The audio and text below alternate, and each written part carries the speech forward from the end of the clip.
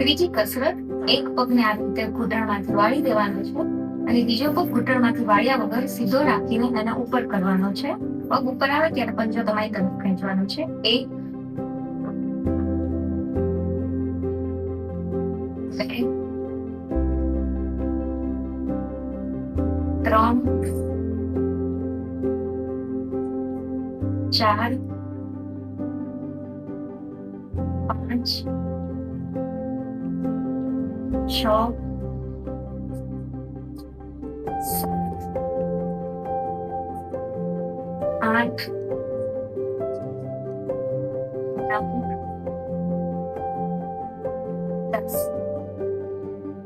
આ જ રીતે બીજા પગમાં કરીશું. 1 2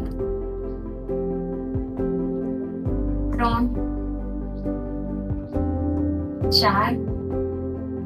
યાદ રાખજો કે જ્યારે તમે પગ ઉપર કરો છો તો વાળેલો જે પગ છે તેનાથી વધારે ઉપર નથી કરવાનો.